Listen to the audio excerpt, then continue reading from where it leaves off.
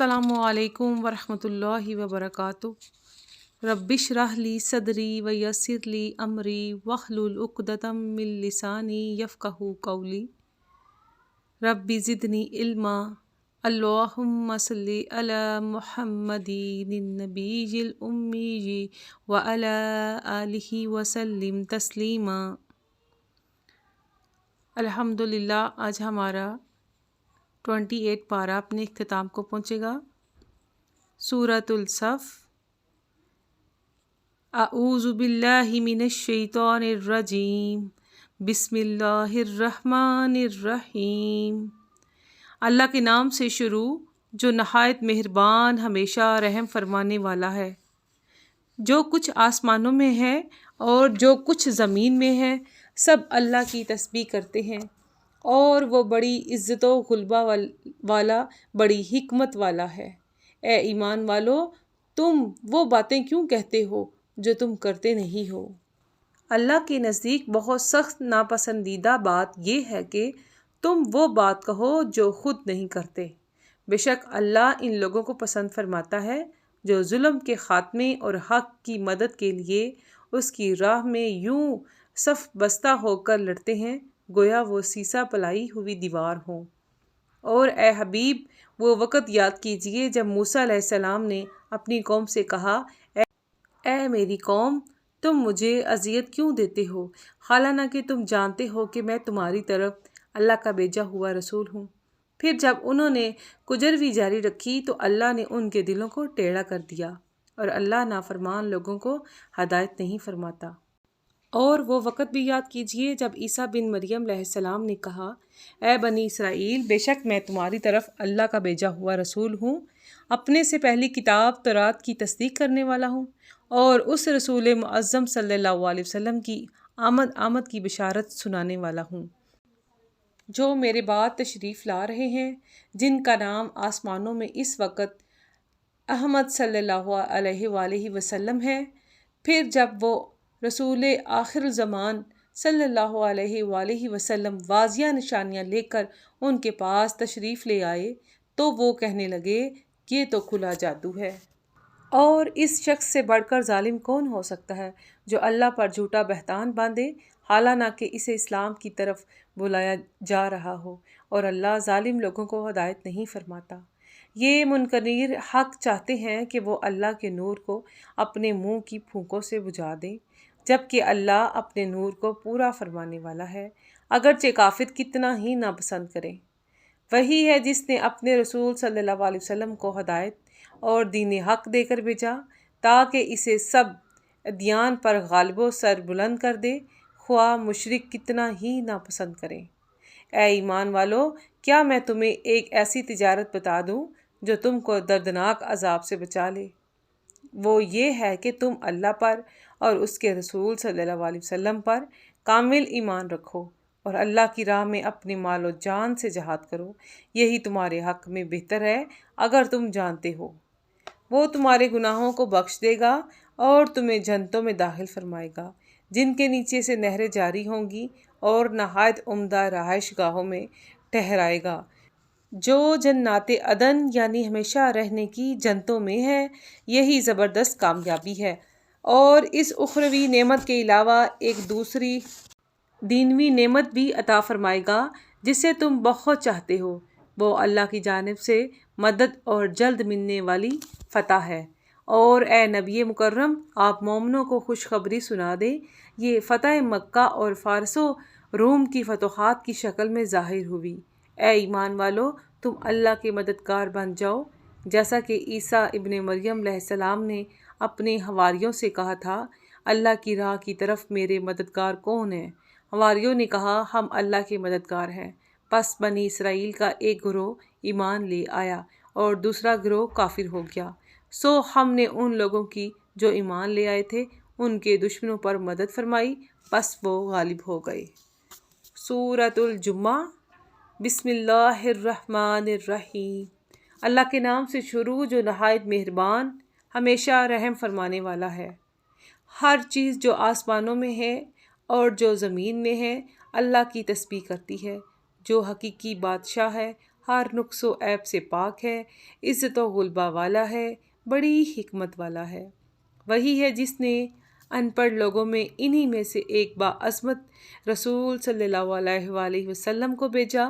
وہ ان پر اس کی آیتیں پڑھ کر سناتے ہیں اور ان کے ظاہر و باطن کو پاک کرتے ہیں اور انہیں کتاب و حکمت کی تعلیم دیتے ہیں۔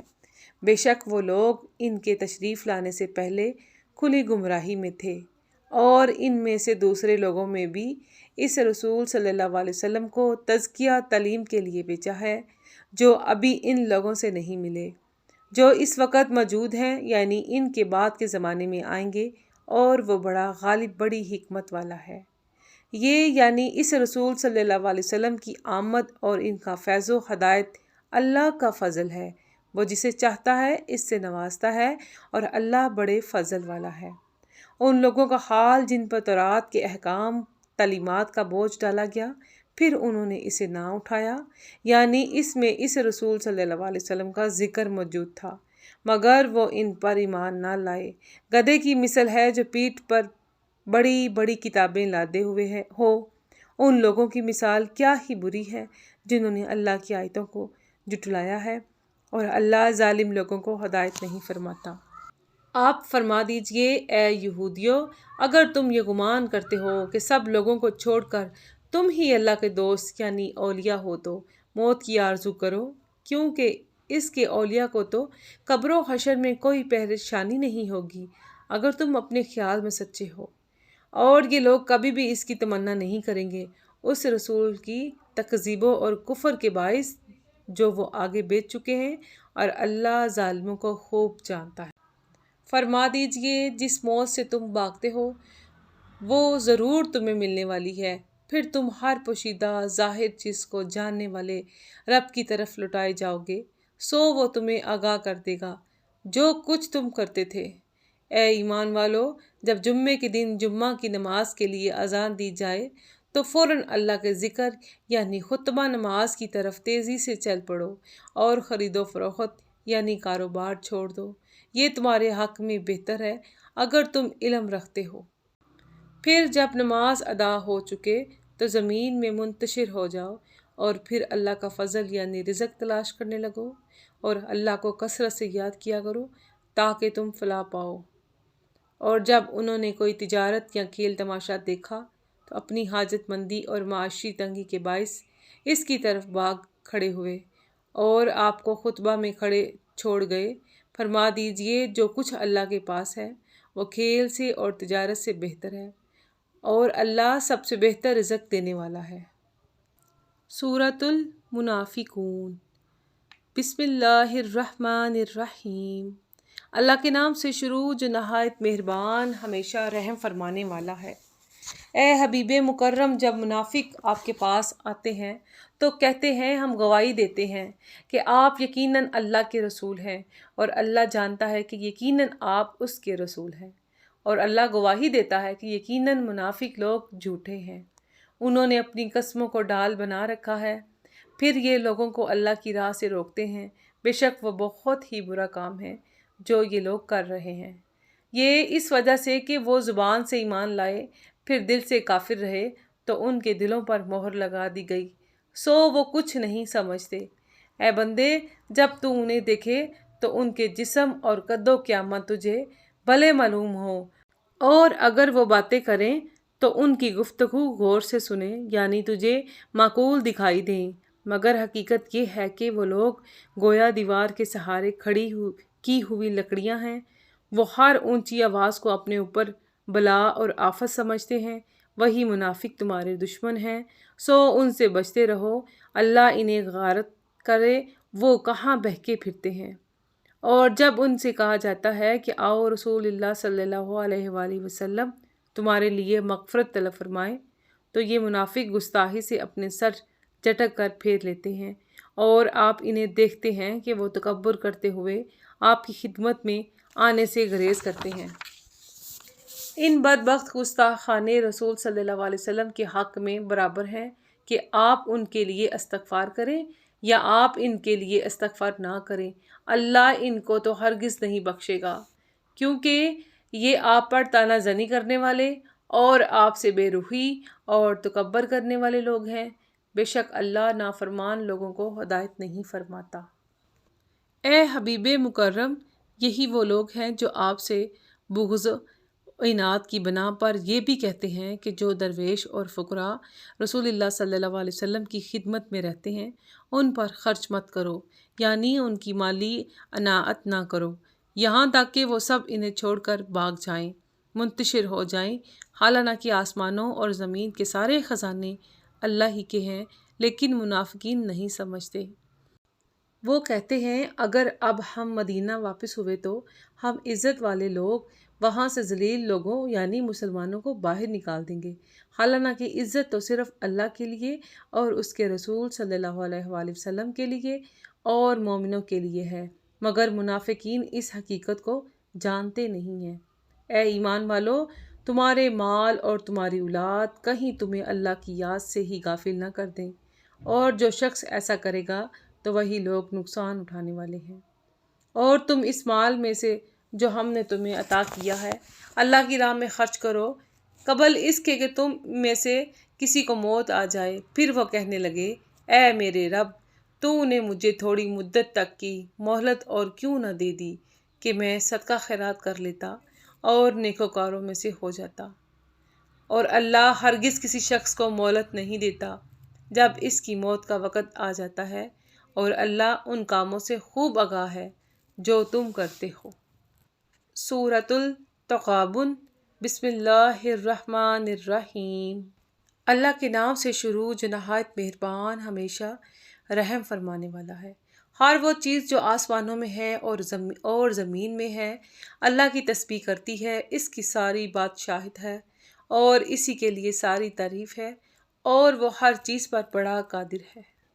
وہی ہے جس نے تمہیں پیدا کیا، پس تم میں سے کوئی کافر ہو گیا اور تم میں سے کوئی مومن ہو گیا، اور اللہ ان کاموں کو جو تم کرتے ہو خوب دیکھنے والا ہے۔ اسی نے آسمانوں اور زمین کو حکمت و مقصد کے ساتھ پیدا فرمایا، اور اسی نے تمہاری صورتیں بنائیں، پھر تمہاری صورتوں کو خوب تر کیا، اور سب کو اسی کی طرف لوٹ کر جانا ہے۔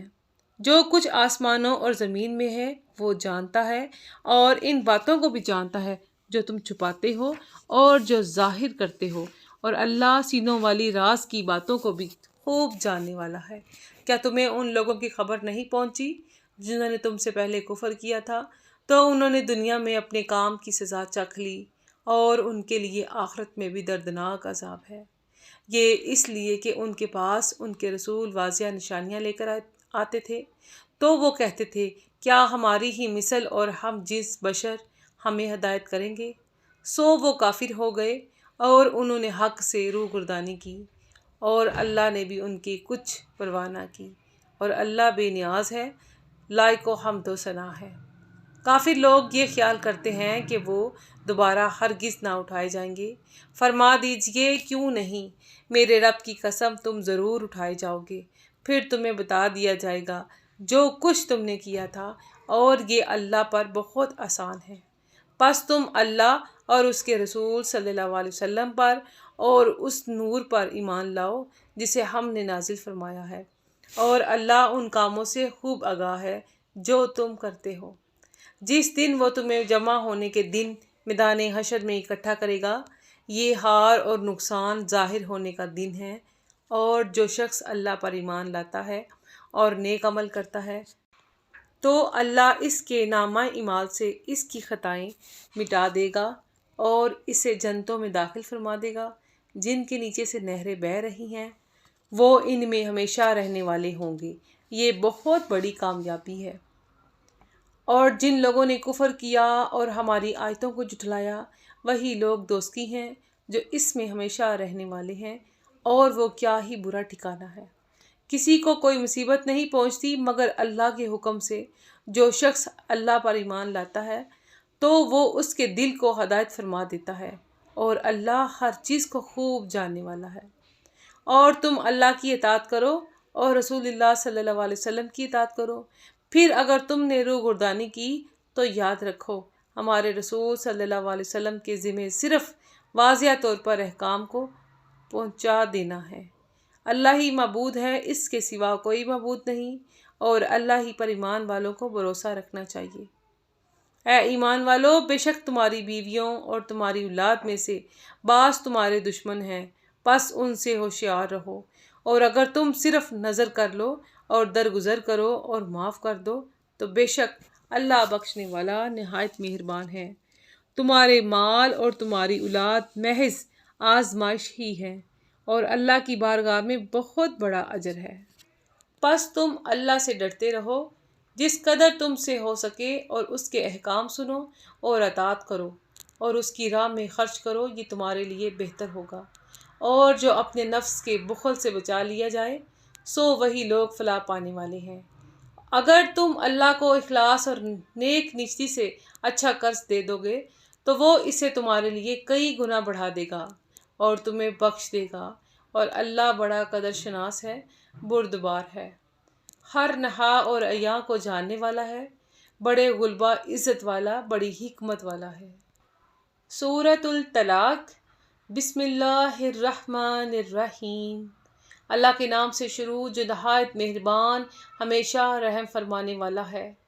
اے نبی، مسلمانوں سے فرما دیں جب تم عورتوں کو طلاق دینا چاہو تو ان کے طہر کے زمانہ میں انہیں طلاق دو اور عدت کو شمار کرو، اور اللہ سے ڈرتے رہو جو تمہارا رب ہے، اور انہیں ان کے گھروں سے باہر مت نکالو، اور نہ وہ خود باہر نکلیں سوائے اس کے کہ وہ کھلی بے حیائی کر بیٹھے۔ اور یہ اللہ کی مقررہ حدیں ہیں، اور جو شخص اللہ کی حدود سے تجاوز کرے تو بے شک اس نے اپنی جان پر ظلم کیا ہے۔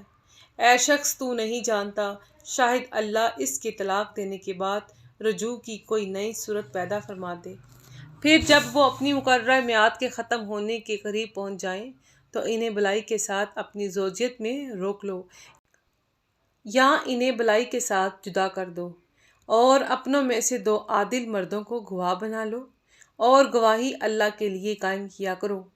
ان باتوں سے اس شخص کو نصیحت کی جاتی ہے جو اللہ اور یوم آخرت پر ایمان رکھتا ہے، اور جو اللہ سے ڈرتا ہے وہ اس کے لیے دنیا آخرت کے رنج و غم سے نکلنے کی راہ پیدا فرما دیتا ہے، اور اسے ایسی جگہ سے رزق عطا فرماتا ہے جہاں سے اس کا گمان بھی نہیں ہوتا۔ اور جو شخص اللہ پر توکل کرتا ہے تو وہ اللہ سے کافی ہے، بے شک اللہ اپنا کام پورا کر لینے والا ہے۔ بے شک اللہ نے ہر شے کے لیے اندازہ مقرر فرما رکھا ہے۔ اور تمہاری عورتوں میں سے جو حیض سے مایوس ہو چکی ہوں، اگر تمہیں شک ہو کہ ان کی عدت کیا ہوگی تو ان کی عدت 3 مہینے ہے، اور وہ عورتیں جنہیں ابھی حیض نہیں آیا ان کی بھی یہی عدت ہے، اور حاملہ عورتیں تو ان کی عدت ان کا وضع حمل ہے۔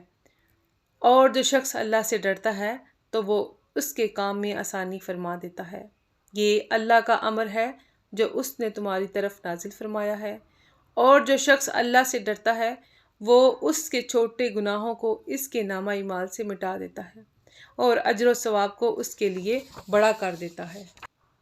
تم ان مطلقہ عورتوں کو وہیں رکھو جہاں تم اپنی وسعت کے مطابق رہتے ہو، اور انہیں تکلیف مت پہنچاؤ کہ ان پر رہنے کا ٹھکانہ تنگ کر دو۔ اگر وہ حاملہ ہو تو ان پر خرچ کرتے رہو یہاں تک کہ وہ اپنا بچہ جن لیں، پھر اگر وہ تمہاری خاطر بچے کو دودھ پلائیں تو انہیں ان کا معاوضہ ادا کرتے رہو، اور آپس میں ایک دوسرے سے نیک بات کا مشورہ حسب دستور کر لیا کرو۔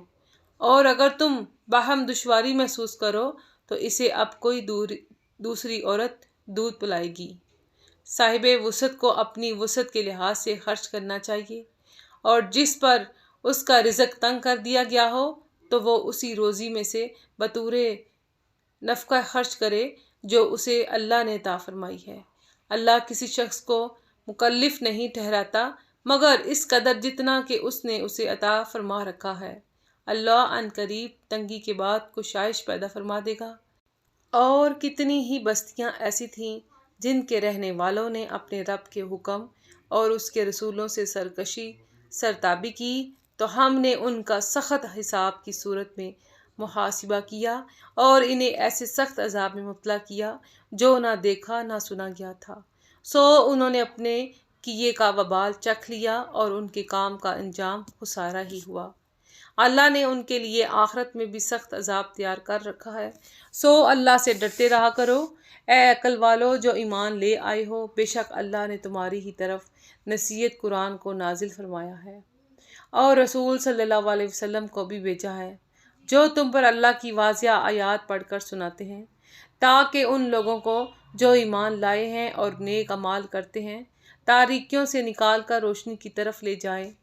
اور جو شخص اللہ پر ایمان رکھتا ہے اور نیک عمل کرتا ہے وہ اسے ان جنتوں میں داخل فرمائے گا جن کے نیچے سے نہریں رواں ہیں، وہ ان میں ہمیشہ رہنے والے ہیں۔